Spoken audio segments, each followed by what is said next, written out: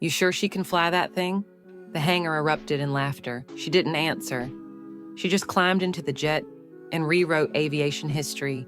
Have you ever watched someone go from being mocked to being saluted by everyone in the room?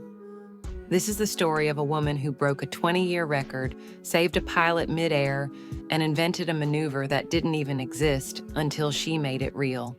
Comment from where you're watching. And if stories like this deserve to be told, subscribe to Sisterhood Speaks. Her name was Ava Mitchell. Her call sign, Nova 9. Not because she was explosive, but because she lit up the sky when no one expected her to. At the Fort Everston Air Base, Ava was treated like a guest, not a pilot. Too young, too elegant, too composed. Most saw her as the daughter of Commander Mitchell, a war hero whose name opened doors, but cast a shadow too long to escape. She never bragged, she never corrected the whispers, but every time she flew, something shifted in the air. She had logged thousands of hours in simulators. She trained not in classrooms, but deep in the Mojave Desert with her father, off the record, off the radar. When she was reassigned from logistics to fighter squadron, senior officers raised eyebrows. And when her name appeared on the drill list the day General Wade visited the base, the tension was visible. Nova 9, what is that, a superhero name?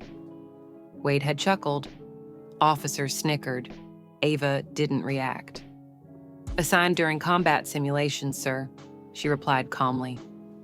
"Let's hope you're more than just a pretty call sign." The others expected her to fold. She walked past them and climbed into her Viper X jet. That morning's exercise was supposed to be routine. 6 jets. Simulated enemy threat. Nothing new. But at 11:07 a.m., things changed. A malfunctioning AI drone entered the zone, fast, erratic, and off-program. One pilot, Major Grant, broke formation, dropping altitude sharply. Then his comms crackled. "Fuel pressure failing. I'm losing thrust." The tower shouted, "Abort mission, Nova 9, stay clear." But Ava didn't stay clear. She banked hard, nosedived toward Grant's jet, just 30 feet from impact. Then she did something no one expected. Nova 9 initiating cross-flow stabilizer. There was no such maneuver, not officially. But Ava made it real. Using her jet's turbulence pressure, she aligned beside Grant mid-fall, stabilizing his descent until emergency fuel drop support arrived. She landed last. No applause, just stunned silence. The next day, her maneuver was flagged. Protocol violation under review. But the bulletin didn't stop there.